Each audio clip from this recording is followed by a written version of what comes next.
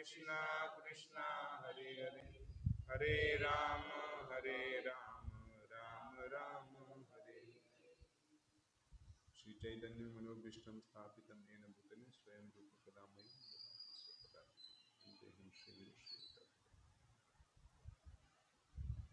हरे कृष्णा. तर आजचं हे जे लेक्चर आहे हे श्रीमान राधेश्याम प्रभूंनी दिलेलं लेक्चर आहे. तर त्याच्यातले आपण काही जे पॉईंट आहेत त्यावर आपण डिस्कस करणार आहोत. एकदा राधेश्याम प्रभूंना एक मुलगा आणि त्याची आई प्रभूजींना भेटण्यासाठी येतात आणि त्यांचं डिस्कशन सुरू होतं की आईचं म्हणणं असतं की माझ्या मुलाला जे आहे ना भक्तानी बनवायचं आहे. तर म्हणे तुम्ही त्याला काहीतरी अशी कला शिकवा जेणेकरून त्याला काय होईल की भविष्यामध्ये त्याचा लाभ होईल असं. तर त्याच्या आईचं म्हणणं होतं की त्याला एक नेतृत्व करण्यासाठी तुम्ही मार्गदर्शन करा, परंतु त्याला भक्त नका बनवू. कारण भक्त जर बनला तर काय होईल की लोक जे आहे एक प्रकारे शोषण करतील त्याचं. तर आजकाल आपण बघू शकतो की जे लोक सात्विक असतात तर त्यांचं म्हणजे बऱ्याच वेळेस इमोशनली सोशली नाही तर शोषण होऊ शकतं. तर त्या आईचं असं म्हणणं होतं. मग राधेश्याम प्रभूंनी एक उदाहरण दिलं की म्हणे बघा 2 डॉक्टर आहेत. एक डॉक्टर आहे लंडन रिटर्न आहे आणि तो सर्जन आहे. म्हणजे त्याचं पूर्ण जे शिक्षण आहे सर्जनचं ते लंडन मधून झालेलं आहे. आणि दुसरा आहे की लोकल फिजिशियन आहे. लोकल फिजिशियन म्हणजे साधा डॉक्टर की ज्यावेळेस आपल्याला ताप सर्दी खोकला होतो आपण त्यावेळेस जातो आणि त्याच्याकडून गोळ्या औषधी घेतो नाही. तर अशा प्रकारे आहे. तर तर तुम्ही सांगा म्हणे की तुम्ही कोणत्या डॉक्टरकडे जाणार. जर तुम्हाला जर सर्जरी करायची असेल तर कोणत्या डॉक्टरकडे जाणार. आपण कोणाकडे जाणार. हा सर्जनकडे जाणार ना. परंतु सर्जनचा एक प्रॉब्लेम आहे. काय प्रॉब्लेम आहे. तो ऑर्गन चोर आहे की तो जेव्हा ऑपरेशन होतं त्यावेळेस तो काय करतो किडनी चोरून घेतो. मग जाणार का तुम्ही. पण तो दुसरा डॉक्टर आहे लोकल फिजिशियन तो तर सर्जन नाही. मग कोणाकडे जाणार. हा कुठे जाणार. दुसऱ्या सर्जनकडे जाणार. तर ते आईने पण हेच उत्तर दिलं की मी काय करणार की मी या दोघं डॉक्टरांकडे जाणार नाही म्हणे. मी तिसऱ्या डॉक्टरकडे जाईल म्हणे नाही का. परंतु राधेश्याम प्रभू सांगतात की म्हणे जर तो लोकल सर्जन आहे आणि तो जर माझा मित्र आहे तर मी काय करणार की त्या लोकल सर्जनला त्या डॉक्टरकडे घेऊन जाणार आणि सांगणार की जोपर्यंत माझी सर्जरी होते तोपर्यंत तू काय करायचं तुला इथेच थांबायचं आहे आणि बघायचं की ते काही गडबड तर होत नाही ना. तर एक प्रकारे आहे एकाकडे काय आहे कॉम्पिटन्स आहे. कॉम्पिटन्स म्हणजे कर्तृत्व करण्याची किंवा एक कला आहे त्याच्याकडे. सर्जन म्हणजे सर्जरी करण्याची काय आहे त्याच्याकडे कला आहे. परंतु जो दुसरा फिजिशियन आहे त्याच्याकडे काय आहे चरित्र आहे. तो खोटं बोलत नाही. तो चोरी करत नाही. कुठल्याही प्रकारचा दुसऱ्याला धोका देत नाही. तर आपल्या जीवनामध्ये पण या दोघं गोष्टी गरजेच्या आहेत. काय काय गरजेचं आहे. एक म्हणजे कॅरेक्टर, दुसरं म्हणजे कॉम्पिटन्स आणि ह्या तिसरी जी गोष्ट आहे ती आहे कल्चर. तर ह्या गोष्टी कशामधून येतात आपल्याला. या गोष्टी येतात शास्त्रामधून. तर हे इथे मग प्रभूजींनी सांगितलं की मी त्या व्यक्तीला जे आहे त्या सर्जनकडे घेऊन जाईल आणि जोपर्यंत ऑपरेशन होतंय तोपर्यंत मी त्याला तिथे थांबवेल. तर त्याच्या आईला वाटलं की हा फार छान मार्ग आहे हा की आपण अशा प्रकारे करायला पाहिजे. तर आजकाल आपण बघू शकतो की जसं की एक याच्यामध्ये एक्झाम्पल आहे. एक हेल्थ ऑफिसर होता. हेल्थ इन्स्पेक्टर होता आणि एका कंपनीमध्ये जात होता. तर त्या कंपनीमध्ये म्हणजे जे वेस्टेज आहे तर ते पाण्यामार्फत जे आहे केमिकल जे आहे ते पाण्यामार्फत सोडलं जातं. परंतु ते पाणी जे आहे त्याला ट्रीट केलं जातं म्हणजे जेणेकरून काय होईल की कुठल्याही प्रकारची जर ते पाणी केमिकलचं पाणी जरी गायीने जरी पिलं तरी तिला कुठल्याही प्रकारची बाधा होणार नाही. अशा प्रकारे ट्रीट केलं जातं. परंतु त्याला खर्च येतो किती 5 लाख रुपये. पण त्याच्या आधी जे आहेत ह्या इन्स्पेक्टरची सिग्नेचर लागते तिथे. तर ते कंपनीवाले काय म्हणतात की बघा इन्स्पेक्टर सर तुम्ही काय करा 1 लाख रुपये आम्ही तुम्हाला देऊन टाकतो. रिश्वत रिश्वत आम्ही काय करतो तुम्हाला देऊन टाकतो आणि तुम्ही काय करा सिग्नेचर करून द्या. बाकी जाऊ द्या तुम्हालाही काही त्याचा लाभ म्हणजे नुकसान होणार नाही आणि आम्हाला पण होणार नाही. होईल कोणाची गाय पिईल तर ती गाय मरेल. तर त्याच्यामध्ये किंवा जनतेला त्रास होईल, आपल्याला काही होणार नाही, नाही का? तर तुम्ही काय करा, अशा प्रकारे 1 लाख घ्या आणि आमचे पण काय होतील, 4 लाख रुपये वाचतील. तर म्हणजे कुठेतरी कॅरेक्टर मध्ये कुठेतरी गॅप आजकाल आपण बघू शकतो. तर मग ते धमकी देतात त्याला, की म्हणे तू जर असं नाही केलं तर काय करू आम्ही, तुझं जे पद आहे किंवा अशा प्रकारे आम्ही हे करू की तुला रिझाईन करण्याची वेळ येईल बॉस, नाही. तर जे पण आज काही ऑफिसर आहेत, मोठ्या मोठ्या पदावर आहेत, तर ते लोक जे आहेत कुठेतरी प्रेशरने, कुठेतरी लाभाच्या पोटी किंवा लोभाच्या पोटी जे आहेत रिश्वत घेत असतात आणि अशा प्रकारे कार्य जे आहेत ते वेगवेगळ्या क्षेत्रामध्ये चालूच आहे. मग ते डॉक्टर घ्या, वकील घ्या, नाही, आणि वेगवेगळे पॉलिटिशियन्स घ्या, सगळ्या ठिकाणी हे कार्य चाललेले आहे. आणखी राधेश्याम प्रभू आणखी एक गोष्ट सांगतात की म्हणे कॅरेक्टर किती महत्वाचं आहे. जसं की 2 बेकरीवाले असतात, एक बेकरीवाल्याचं नाव आहे ए आणि दुसऱ्या बेकरीवाल्याचं नाव आहे बी.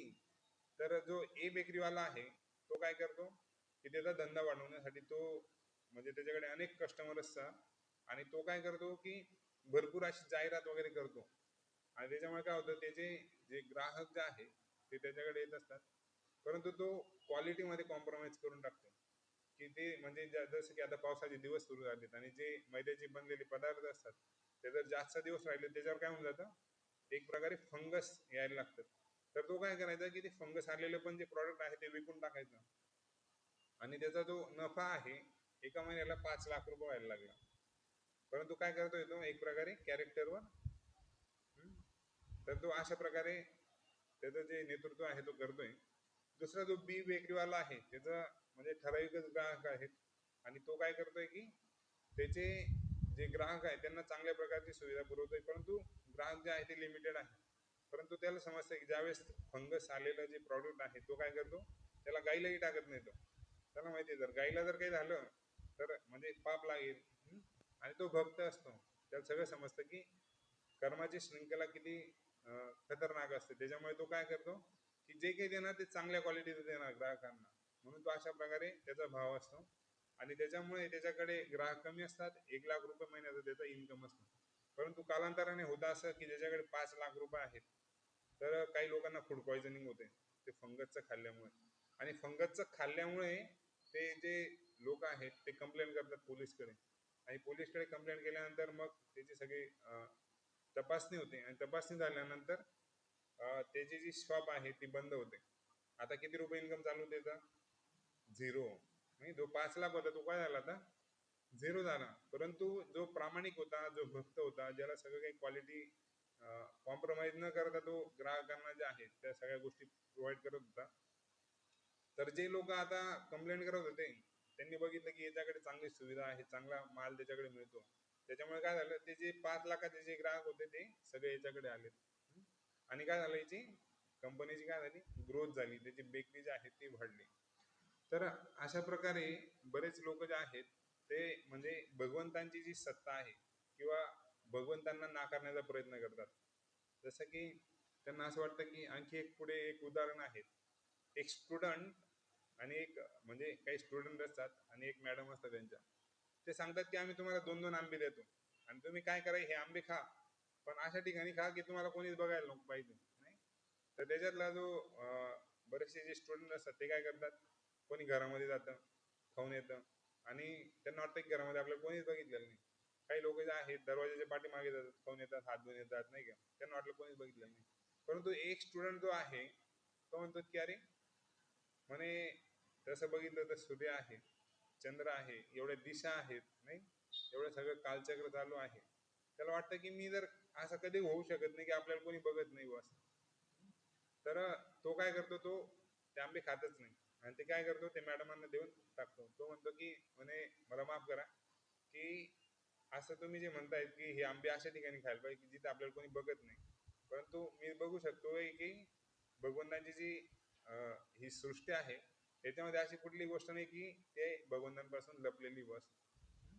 कारण एक तर सूर्य राहील नाही तर चंद्र राहील, असं कधी काही होऊ शकतं का, दोघांपैकी काही नसेल असं, नाही. तर तो मानतो की भगवंतांची जी किंवा भगवंत जे आहेत ते मला बघतायत, परमात्मा रूपाने बघतायत बस, आणि त्यामुळे तो काय करतो, आंबे खातच नाही. आणि मग ते जे टीचर आहे ते म्हणतात की हो म्हणजे तू खरा काय आहे, एक लीडर आहे, एक चरित्रवान व्यक्ती आहे. तर इथे चरित्रवान या शब्दाची परिभाषा म्हणजे अशा प्रकारे आहे की ज्यावेळेस आपण एकट्यामध्ये राहतो त्यावेळेस आपण काय विचार करतो, आपण कशा प्रकारचं कृत्य करतो, तर त्याला म्हटलं जातं चरित्र. बरेच लोक जे आहेत एकदम बाहेरून एकदम ऑस्पॉश राहतात नाही का, परंतु जेव्हा ते एकांतामध्ये असतात तेव्हा त्यांना समजतं की समोरच्या व्यक्तीबद्दल काय विचार करता येते नाही का, किंवा कुठल्या प्रकारची त्यांची टेंडन्सी आहे, मानसिकता आहे, त्याच्यावरून त्यांना त्यांचं जे आहे चरित्र समजू शकतं. तर आपण इथे बघणार आहोत की आध्यात्मिक जीवन जे आहे एक साधक किंवा एक स्टुडंट त्याच्या जीवनामध्ये किती महत्वाचं आहे. तर याच्यामध्ये चरित्र आणि कर्तृत्व हे दोघंही त्याच्या जीवनामध्ये फारच महत्वाचं आहे. जसं की एक जमीनदार असतो आणि जमीनदार काय करतो की त्याच्याकडे भरपूर शेती असते आणि तो एक लाकूड तोड्या व्यक्तीला आपल्याकडे कामाला ठेवतो आणि त्याला एक कुऱ्हाड दिली जाते. तर तो जो लाकूड तोडे आहे तो पहिल्या दिवशी जातो ती कुऱ्हाड घेऊन, पहिल्या दिवशी 10 झाड तोडतो. दुसऱ्या दिवशी आहे तेवढीच मेहनत करतो परंतु काय होतं की 9 झाड तुटतात. तिसऱ्या दिवशी किती तुटायला पाहिजे, किती, 8.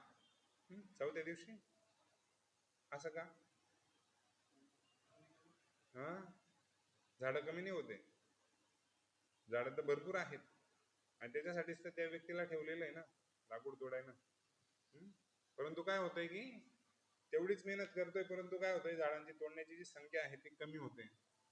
तर तिथे तो जो मालक आहे तो विचारतो काय रे भाऊ तू थकलाय का, की तू काय आळशीपणा करतोय का, की पैसे तर भेटताय तुला पण तू आळस करतोय का. तर तो म्हणतो की नाही मी तर रोज जे आहे मी सारखीच मेहनत करतोय.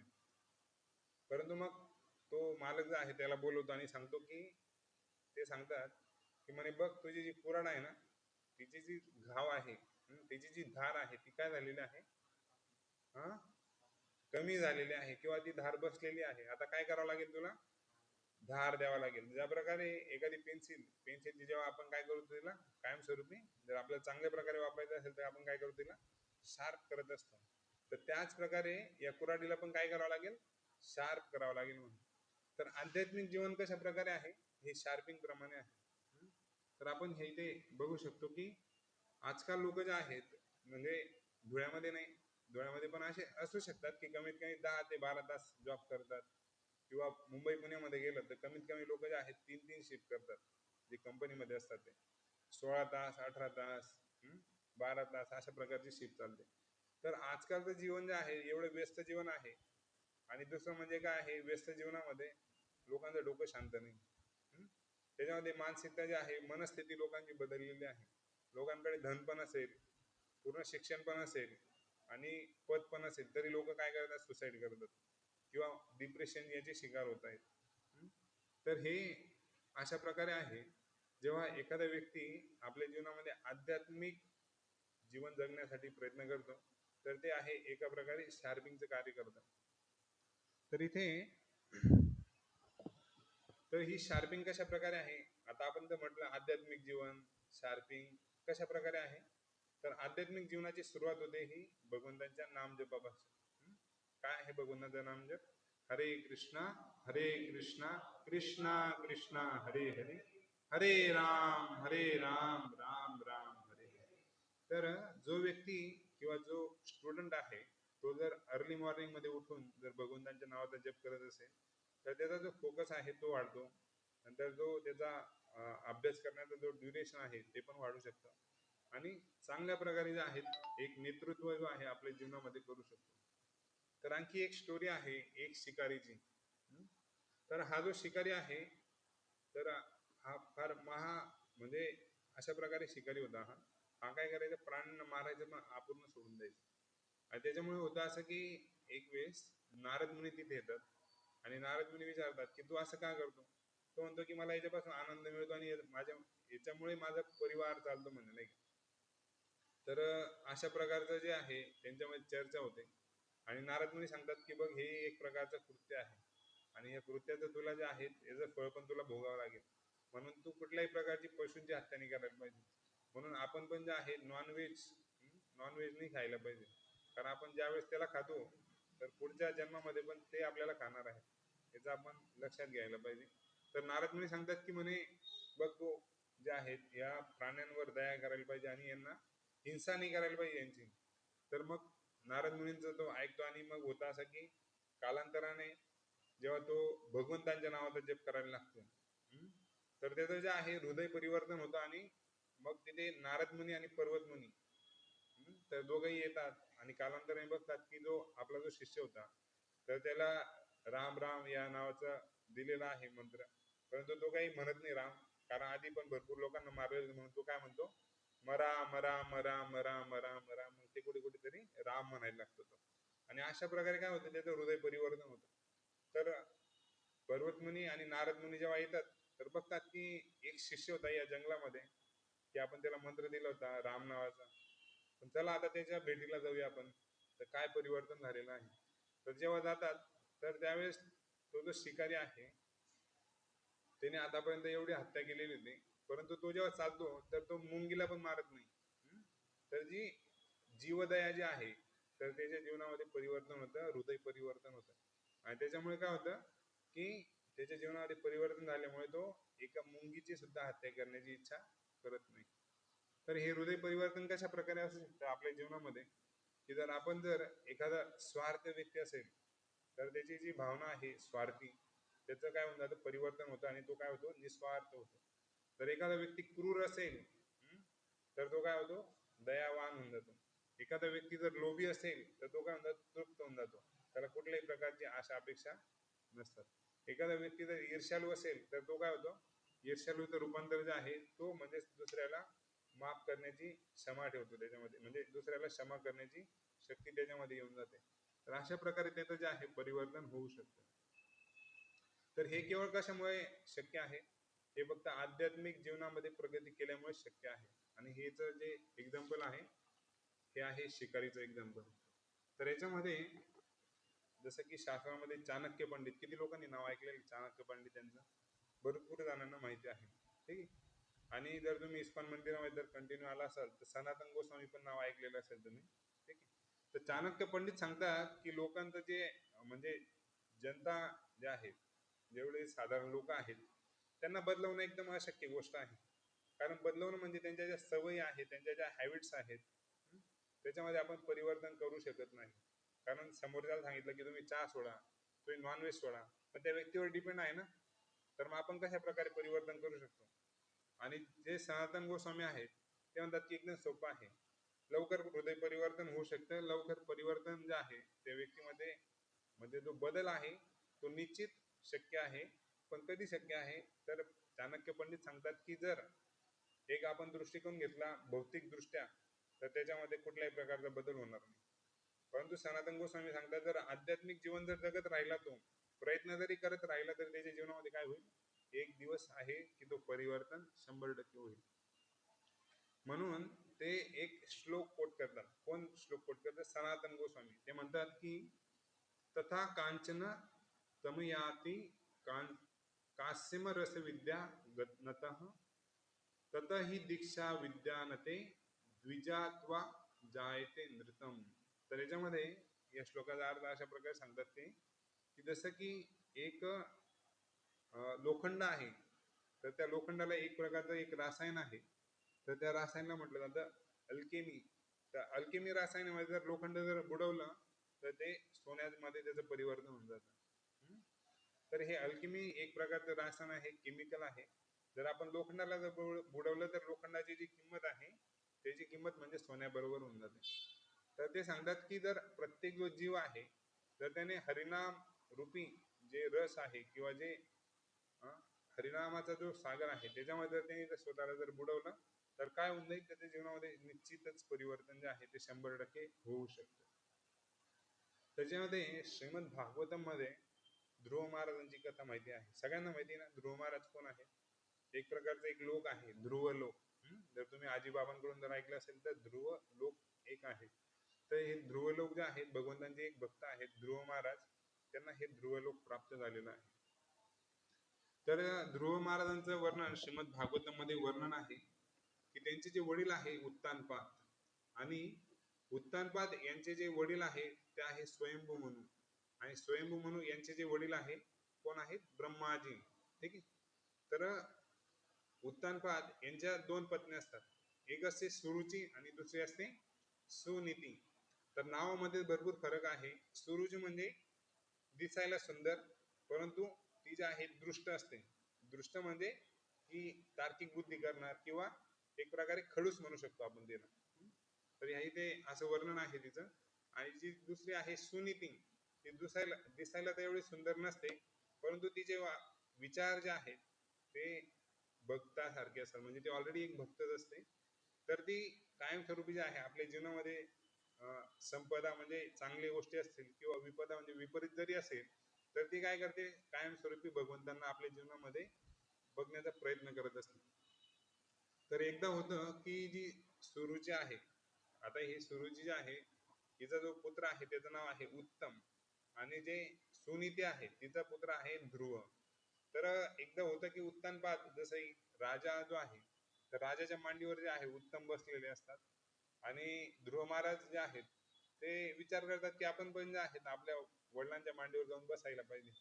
परंतु होतं असं की ज्यावेळेस ही सुरुची बघते की हा जो ध्रुव आहे हा राजाच्या मांडीवर बसण्याचा प्रयत्न करतोय, तर ती काय करते, त्या ध्रुवाला लोटून देते आणि सांगते, जर तुझ्या वडिलांच्या मांडीवर बसायचं असेल तर तुला काय करावं लागेल, तुला मृत्यूला जावं लागेल, तुझा मृत्यू व्हावा लागेल, आणि तुला माझ्या गर्भामधून जन्म घ्यावा लागेल. त्यावेळेस तू काय करू शकतो,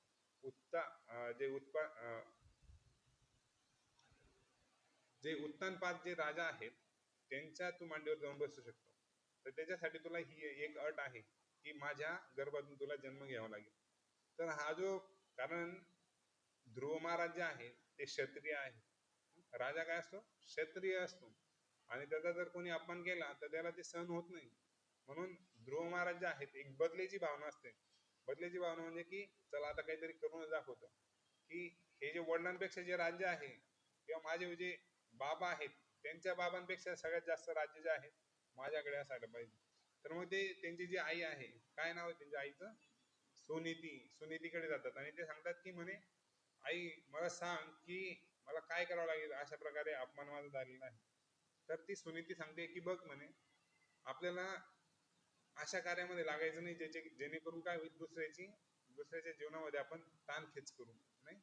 जसं की आपल्याला आपला जो वेळ आहे हा दुसऱ्याच्या वाईट गोष्टींमध्ये विचार करण्यामध्ये किंवा दुसऱ्याचं वाईट करण्यामध्ये आपल्याला लावायचा नाही. तर म्हणे आपल्याला आपली प्रगती करण्यासाठी हा जो वेळ आहे तो लावायचा आहे. जर तुला म्हणे बघू शकतो की जे उत्पानपाद काय नाव त्यांचं, उत्तानपाद जे राजा आहे, तर म्हणे यांना जे राज्य भेटले हे कोणाकडून भेटलेले, स्वयंभू म्हणून कडून भेटलेलं आहे. आता स्वयंभू म्हणून कडून पण जे राज्य भेटले ते कोणाकडून भेटले, ब्रह्माजींकडून भेटलेले. आणि ब्रह्माजींकडे पण जे भेटले ते कोणाच्या कृपेने भेटलेलं आहे, भगवंतांच्या कृपेने भेटलेलं आहे म्हणे. तर म्हणे तुला काय करावं लागेल, तर तुला जे काही मागायचं ते कोणाकडे मागावं लागेल, भगवंतांकडेच मागावं लागेल म्हणे. मग ध्रुव महाराज जे आहे ते विचारतात की म्हणे काय करावं लागेल मला असं. ते म्हणतात की म्हणे बघ, इकडे जंगल आहे, जर तू भगवंतांच्या नावाचा जप केला तर त्यावेळेस तुला निश्चितच जे आहे भगवंतांची प्राप्ती होईल, आणि तुला निश्चितच तुला जे पाहिजे ते 100% भेटेल असं. मग आता हे जे छोटे 5 वर्षाचे बालक आहे ध्रुव, तर हे काय करतात, जंगलामध्ये जातात, आणि जंगलामध्ये जेव्हा जातात त्यांची भेट होते नारद मुनींची. तर नारद मुनी जे आहेत ते बघतात की अरे ध्रुव तू तर 5च वर्षाचा आहे, तुला काय आवश्यकता आहे, नाही का. तर म्हणे ठीक आहे, जी आई आहे ती अशी बोलली असेल मग आता ते सहन करून घे आणि जा तू घरी, नाही का. कारण तू राजाचा पुत्र आहे, जंगलामध्ये काय करू शकतो, या इथे जंगलामध्ये किती हिंस्र प्राणी आहेत. परंतु ध्रुव महाराज म्हणतात की नाही, म्हणे मला भगवंतांना प्राप्त करायचं आहे. नारद मुनी थोडं विनोदामध्ये घेतात हा वाद, की म्हणे अरे तू तर 5च वर्षात आहे, तू काय भगवंतांना प्राप्त करणार. पण त्यांचा हट्ट बघून जे आहेत नारद मुनी म्हणतात की नाही, की म्हणे मग मी तुला एक मंत्र देतो, आणि तो मंत्र काय असतो, ओम नमो भगवते वासुदेवाय, ओम नमो भगवते वासुदेवाय, ओम नमो भगवते वासुदेवाय. तर अशा प्रकारे जे आहेत नारद मुनींकडून काय भेटलं त्यांना आता मंत्र भेटलेला आहे. आणि मंत्र भेटल्यामुळे आता ते जसं नारद मुनींनी त्यांना काय केलं, मंत्र पण दिला, ते आता नामजप करायला लागले. दुसरं म्हणजे सांगितलं की 5 गोष्टी नाही करायच्या आहेत. तर त्याच्यामध्ये एक आहे अहिंसा, आपल्याला काय करायचं, दुसऱ्याची हत्या करायची नाही. दुसरं म्हणजे सत्यता, आपण काय करायचं आहे, सत्यवादी राहायचं आहे. तिसरं म्हणजे ब्रह्मचारी व्रताचं पालन करायचं आहे. आणि त्याच्यानंतर सांगितलं की प्राणायाम जे आहे, प्राणायाम पण करायचं कसं आहे ते पण सांगितलं. यम नियमांचं पालन करायचं आहे. तर हे सगळं सांगितल्यानंतर जे आहे ध्रुव महाराजांना फक्त 6 महिन्यामध्ये भगवंतांची प्राप्ती झालेली आहे. तर इथे तर बघू शकतो की जसं की ध्रुव महाराजांच्या जीवनामध्ये त्यांच्या स्वतःच्या आईने त्यांची निंदा केली होती किंवा एक प्रकारे अपमान केलेला होता. तर कधी कधी होऊ शकतं की आजकाल लोकांची टेंडन्सी आहे की जर असं कुठेही जरी कुठे दिसलं की कुठेतरी काहीतरी चुकतंय बस, लोक लगे डायरेक्ट सांग काय नाही का, म्हणजे जो आपला जो अहंकार आहे किंवा लोकांची टेंडन्सी आहे की झगडा झगडा करणं नाही का, म्हणजे छोट्या छोट्या कारणाशी, जसं की ट्रॅफिक मध्ये कोणाची गाडी जर पाठीमागून थोडी जरी टच जरी झाली तर लोक काय डायरेक्ट मारामारीवर येऊन जातात नाही का, शिवीगाळ करतात नाही. तर अशा प्रकारे भौतिकवादी लोक जे आहेत ते अशा प्रकारे त्यांचं जीवन आहे. परंतु ध्रुव महाराज जे आहे त्यांच्या जीवनामध्ये अपमान पण झाला तरी त्यांनी काय केलं, प्रामाणिकपणे आपल्या आईला जाऊन जे आहे विचारलेलं आहे की मी काय करायला पाहिजे. तरी आई ते जेव्हा नामजप करू लागले, यम नियमांचं पालन करू लागले, ब्रह्मचारी व्रताचं पालन करू लागले नाही का, तर एवढ्या सगळ्या गोष्टी झाल्यानंतर तर तिथे स्वतः जे आहेत भगवंत येतात. तर इथे एक महत्वाची गोष्ट काय आहे, एक आहे ध्यानपूर्वक ऐकणे. तर ध्रुव महाराजांनी जो आहे मंत्र जप जो आहे तो एकदम ध्यानपूर्वक ऐकलेला होता. तर त्या म्हणजे एक दुसरं एक आणखी एक उदाहरण द्यायचं म्हटलं की जर आपल्याला जर कागद जाळायचा असेल तर एक भिंग ग्लास असतो माहिती आहे तुम्हाला, काय म्हटलं त्याला, फोकल लेन्स. तर तो एक भिंग ग्लास असतो, त्याला जर आपण सूर्याचे जे प्रकाश आहे ते जर कागदावर व्यवस्थित जर कॉन्सन्ट्रेट करून जर पाडले तर कागद पण जळू शकतो नाही का. तर याच्यामध्ये म्हणजे आपण काय करायला पाहिजे की एक तीव्रता जी आहे त्या गोष्टींमध्ये असायला पाहिजे. तर हे ध्रुव महाराजांनी जे आहेत आपल्या जीवनामध्ये तीव्रता, आध्यात्मिक जीवनामध्ये तीव्रता जी आहे ती त्यांच्या जीवनामध्ये होती. म्हणून काय झालं, त्यांना भगवंतांची प्राप्ती झाली. आणि ज्यावेळेस त्यांचा अपमान झाला होता तर त्यांच्या डोळ्यामधून जे आहेत गरम अश्रू जे आहेत, गरम अश्रू निघत होते. आणि ज्यावेळेस त्यांना भगवंतांची प्राप्ती झाली तर काय झालं की त्यांच्या डोळ्यामधून जे आहेत ते थंड अश्रू, म्हणजे बघू शकतो आपण ज्यावेळेस किंवा एखाद्या व्यक्तीने एकदम मोठं काही केलं असेल तर कधी कधी आईच्या पण डोळ्यामधून अश्रू निघतात, पण ते कसं असते प्रेमाश्रू असतात, ते नाही आनंद भरामधले अश्रू असतात. तर ते थंड असतात असं म्हटलेलं आहे. जसं की एका शास्त्रामध्ये वर्णन आहे की एक श्लोक कोट केलेला आहे, यत्र यत्र रघुनाथ कीर्तनम तत्र तत्र कृत मस्तकांजली. नंतर पुढे म्हटलेलं आहे, बापे बायेप वारी परपुरी लाल लोचनम मारुती मत राक्षण अतकृत. तर याचा अर्थ अशा प्रकारे आहे, जिथे जिथे भगवान श्रीरामचंद्रांचं गुणगान होतं तिथे तिथे भगवान जे भगवंतांचे जे पार्षद आहे, कोण आहे त्यांचे पार्षद, रामचंद्रांचे पार्षद कोण आहे, हनुमानजी. तर हनुमानजी त्या कथेमध्ये पोचून जातात म्हणे आणि त्या सर्व लोकांना नमन करतात ते. आणि नमन केल्यानंतर जे राक्षसी प्रवृत्तीचे लोक आहेत त्यांच्या अंतःकरणामधली जी पापी वृत्ती जी आहे तिला नष्ट करतात. आणि त्यांच्या डोळ्यामधून जेव्हा भगवान श्रीरामचंद्रांचं गुणगान होतं ते जेव्हा ऐकतात तर त्यांच्या डोळ्यामधून जे आहेत आनंद अश्रू जे आहेत ते निघत असतात. तर अशा प्रकारे या श्लोकाचा अर्थ होता. तर याच्यामध्ये भगवंतांनी ज्यावेळेस ध्रुव महाराजांसमोर जेव्हा भगवंत येतात तर आता यांना काय पाहिजे होतं ध्रुव महाराजांना भगवंतांकडून, सगळ्यात मोठं जे आहे लोक पाहिजे होतं त्यांना. कुठेतरी एक प्रकारची भौतिक आकांक्षा ज्या आहेत ध्रुव महाराज घेऊन चालले होते. परंतु ज्यावेळेस भगवंत जे आहेत विष्णू रूपामध्ये येतात तर एका हातामध्ये शंख चक्र गदा पद्म ते घेऊन येतात. आणि जेव्हा तो शंख जो आहे भगवंत काय करतात ध्रुव महाराजांच्या मस्तकाला लावतात. तर जेव्हा आता भगवंत जे आहेत ऑलरेडी काय आहेत म्हणजे दिव्य आहेत भगवंत. ज्यावेळेस ध्रुव महाराजांच्या कपाळाला जेव्हा तो शंख लागतो तेव्हा ते दिव्य होऊन जातात आणि भगवंत सांगतात की माग तुला काय मागायचंय. तर ध्रुव महाराजांच्या तोंडातून एक पण शब्द नाही निघत.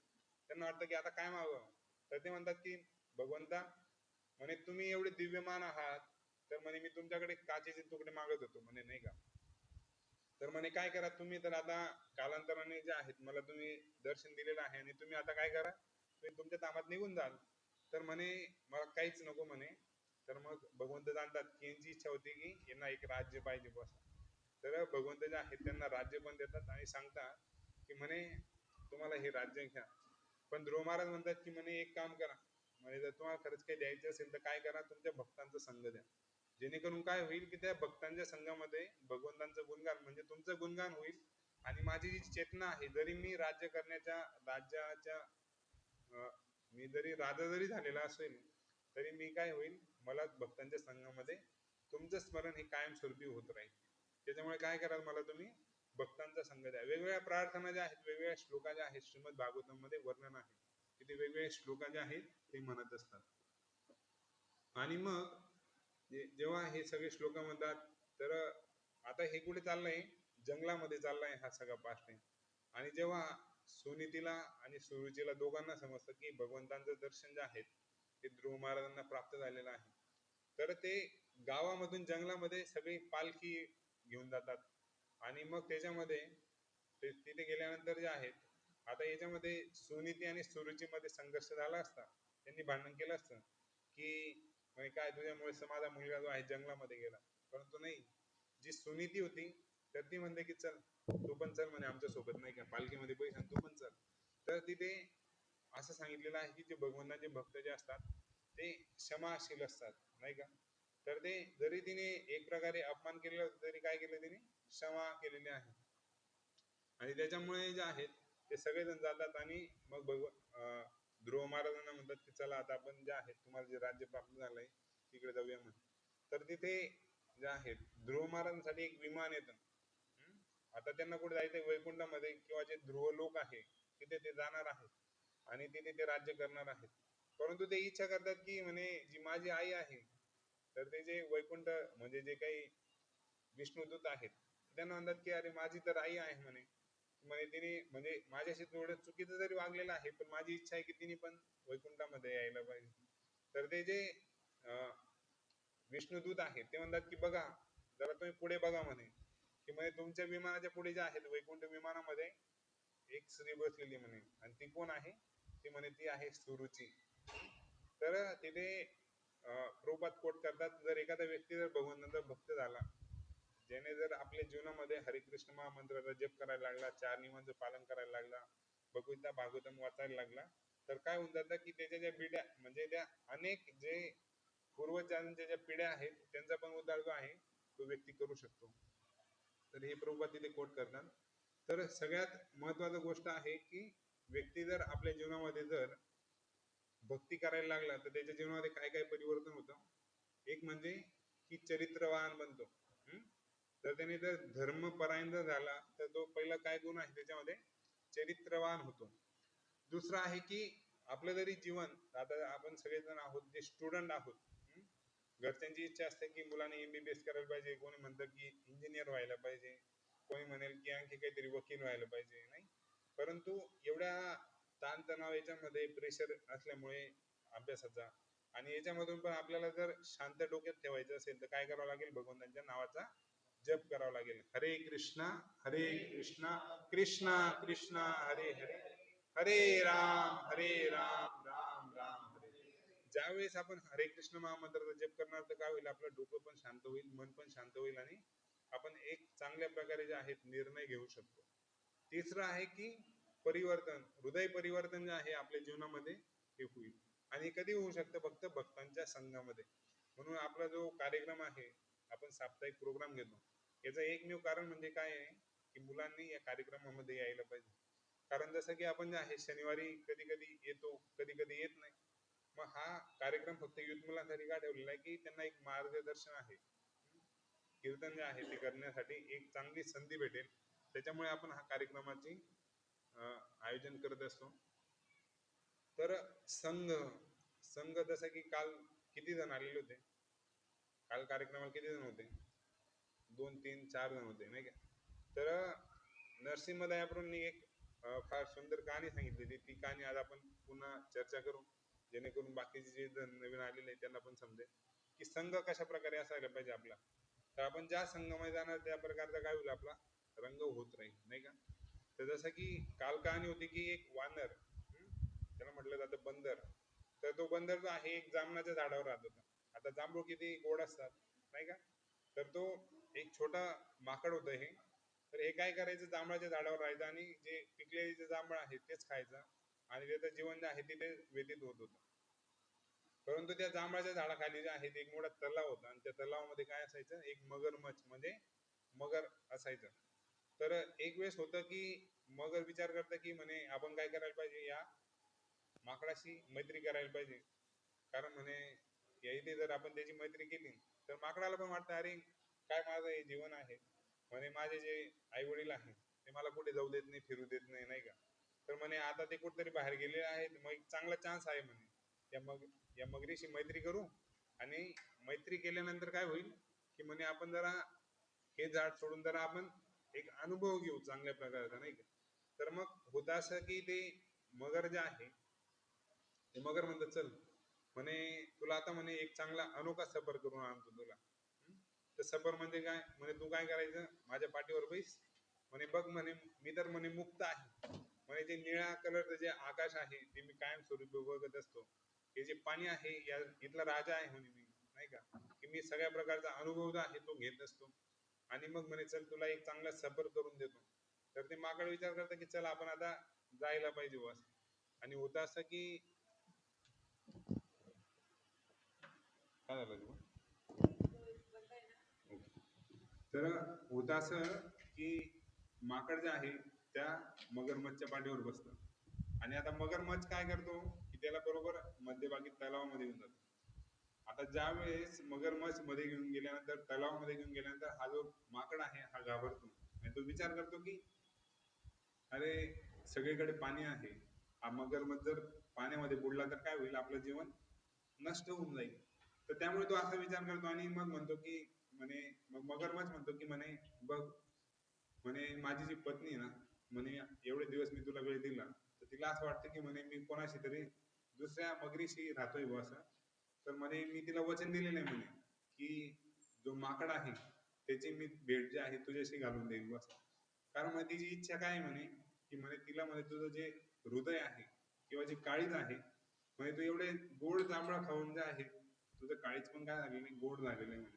आणि तिची इच्छा आहे की ते काळीज खायची इच्छा आहे म्हणे. आता होतं असं की तो जो माकड आहे तो छोटा असतो आणि तो त्याला असं वाटतं की आता आपण काय आहोत, संकटामध्ये आहोत. आणि म्हणून तो काय करतो, भगवंतांना प्रार्थना करतो.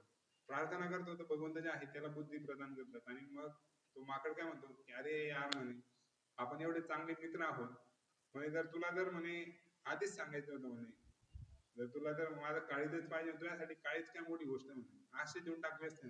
पण महत्वाची गोष्ट काय म्हणे माहिती, ते काळीज जे आहे ना म्हणे त्या जांभळाच्या झाडावरच राहून गेलेलं म्हणे.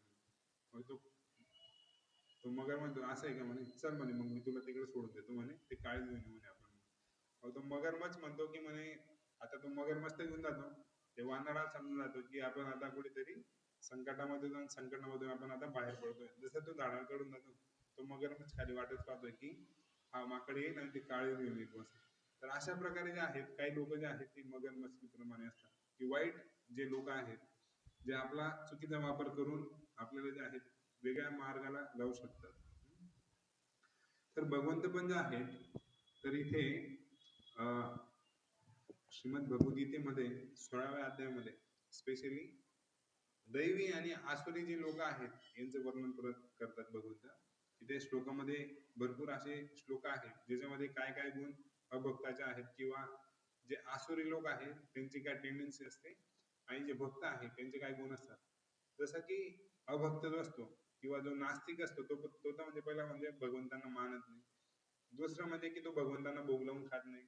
तिसरं म्हणजे त्याला वाटतं की एवढं सगळं जे आहे त्याचा कर्ता कोण आहे, मी आहे.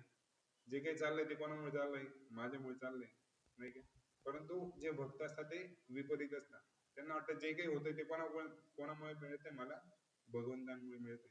जे काही मला प्राप्त झालं ते काय करायला पाहिजे, मी भगवंतांना अर्पण करायला पाहिजे, त्याच्यानंतर मी ते प्रसाद म्हणून ग्रहण करायला पाहिजे. तर अशा प्रकारच्या ज्या क्वालिटीज आहेत भक्तांच्या, तर इथे वर्णन आहे भगवद्गीतेमध्ये. तर याच्यामध्ये की भक्तांनी कोणासोबत राहायला पाहिजे. तर जसं राधेश्याम सांगत होते की जसं तुम्ही बघितलं की कुत्रे कुत्रे कधी बघितले की हरणांबरोबर राहताय असं नाही. तर कुत्र्यांमध्ये जरी भांडण झालं, एकमेकात चावले जरी, ते कोणामध्ये राहतात, कुत्र्यांमध्येच कुत्रे राहतात. जसं की पोपट पोपट कोणामध्ये राहणार, पोपटांमध्ये राहणार. म्हणजे एक जातीचे जे लोक असतात त्याच्यामध्येच तो व्यक्ती राहू शकतो, किंवा तो पक्षी राहू शकतो, किंवा तो प्राणी राहू शकतो, नाही का. तर इथे म्हणजे असं म्हटलेलं आहे की जसं की कुत्रा कुत्र्यांमध्येच राहणार, मनुष्य मनुष्यांमध्ये राहणार, तसंच भक्ताने पण काय करायला पाहिजे, भक्तांमध्ये राहायला पाहिजे. जर स्वतःला जर एक भक्त म्हणत आहोत, तर आपल्यासाठी मंदिर आणि भगवंताचे जे भक्त आहेत, भगवंत आहेत, तेवढेच महत्वाचे आहेत. म्हणून आपण काय करायला पाहिजे, भक्तांचा संग करायला पाहिजे, भक्तांच्या संघामध्ये यायला पाहिजे, भगवद्गीतेची चर्चा करायला पाहिजे, भागवत वाचायला पाहिजे, आणि हरिनामाचा जो जप आहे तो करायला पाहिजे. कारण जोपर्यंत आपण भक्तांच्या आश्रयामध्ये येत नाही तोपर्यंत आपण भक्ती पण करू शकत नाही. किती लोकांना वाटतं की आपल्या ज्या घरी माळा होत्या ते एकदम चांगल्या होत्या, आहे असं कोणी? नाही होऊ शकत. ते मंदिरामध्ये हे शक्य आहे, भक्तांच्या संघामध्ये शक्य आहे. कारण कलियुगामध्ये आहे, म्हणजे शास्त्रामध्ये वर्णन आहे की कलियुगामध्ये संघामध्ये शक्ती आहे. एकामध्ये कुठल्याही प्रकारचं बल नाही, तर जेव्हा आपण संघटित होतो त्याच्यामध्ये शक्ती आहे. म्हणून कलियुगामध्ये आहे भक्तांचा संघ फारच महत्वाचा आहे. जसा की भक्त आणि अभक्त, आता आपल्याला समजते की आपण भक्ती करतोय, नामजप करतोय, बाकीचे जे लोक आहेत, घरचे असो, परिवारातले असो, समाजातले असो, गल्लीतले असो, गावातले असो, नाही का, तर हे लोक अभक्त म्हणजे भगवंतांना मानत नाही किंवा भगवंतांना भोग लावून खात नाही. तर आपण कशा प्रकारे त्यांच्याशी डिलिंग करायला पाहिजे, डिलिंग म्हणजे व्यवहार कशा प्रकारे करायला पाहिजे. तर याचं एक सुंदर उदाहरण काय आहे, मुंगूस किती लोकांनी पाहिलंय, सगळ्याच लोकांनी बघितलेलं आहे. त्यांचं कधी सापाशी भांडण झाले बघितलेलं आहे ना. तर तो मुंगूस आणि जो साप आहे तो काय करतो माहिती का, त्यांचं दोघांचं युद्ध चालू असतं, आणि मुंगूसला माहित असतं, मुंगूस त्याच वेळेस युद्ध करतो किंवा त्याच्याशी स्पर्धा करतो ज्यावेळेस त्याला माहित असतं की जर सापाने जरी चावलं तर ते विष उतरवण्याची जी वनस्पती आहे, जर त्याला माहिती असेल तेव्हाच तो युद्ध करणार, किंवा तेव्हाच त्यांचा एक मोठं जे आहे ते असं काय म्हणू शकतो त्याला, हा. तर काय होतं की तो काय करतो, जसं सापाने दंश केला तसं ते जाणार ती वनस्पतीमध्ये, एक तर खाणार, नाही तर मग ते पूर्ण अंगाला लावणार, परत येणार, परत सापाला चावणार. अशा प्रकारे हे कार्य चालतं. आणि काय करतो तो, हळूहळू ते वनस्पतीकडे घेऊन जातो, जेणेकरून काय होईल की ती वनस्पती खात राहील आणि हे सापाचं जे जर आहे ते उतरत आहे, आणि एक वेळेस अशी येईल की त्या सापाला तो काय करेल, बरोबर मारून टाकेल, नाही का. तर त्याच प्रकारे आहे जे भक्त आहेत ते कशा प्रकारे आहेत, मुंगूस प्रमाणे आहेत. जे अभक्त आहे ते कशा प्रकारे आहे, सर्पाप्रमाणे आहे. आणि वनस्पती काय आहे आपल्यासाठी, मंदिर ही एक वनस्पती आहे. तर वनस्पती म्हणजे मंदिरामध्ये आपल्याला काय भेटतं, हरिनामाचा जप करायला मिळतो, भगवंताचा महाप्रसाद मिळतो, भक्तांचा संघ मिळतो, भगवद्गीतेचं श्रवण करायला मिळतं, नाही का, भगवंतांचे चांगलं दर्शन मिळतं. तर या सगळ्या गोष्टी ज्या आहेत त्या कशा प्रकारे आहे, वनस्पती प्रमाणे आहे.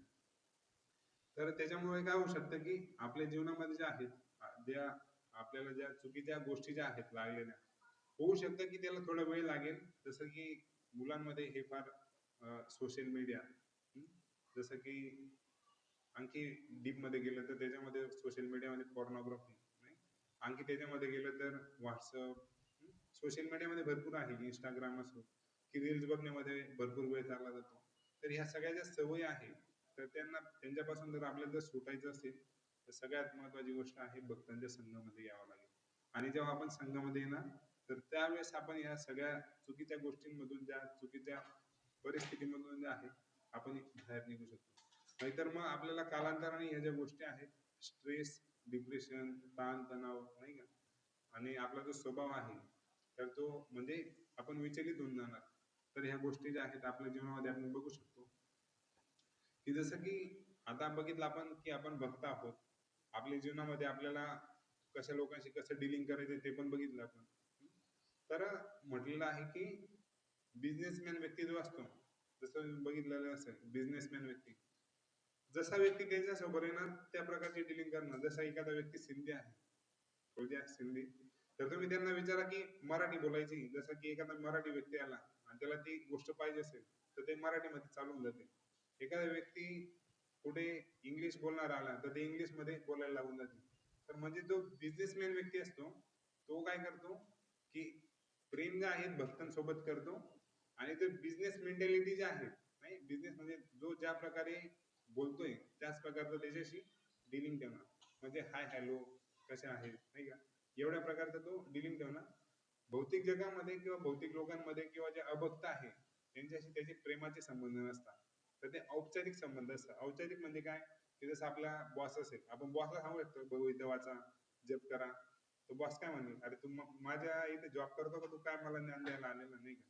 तर औपचारिक म्हणजे काय, की हाय हॅलो कशा आहात काय आहात नाही का, औपचारिक म्हणजे याला म्हटलं जातं. तर अशा प्रकारे काय करू शकतो आपण, त्या तशा लोकांशी आपण संबंध ठेवू शकतो. आणि जेणेकरून आपण जे आहेत भक्तांच्या संघामध्ये जे आहे भक्तांसोबत प्रेमाने आपण डिलिंग करायला पाहिजे.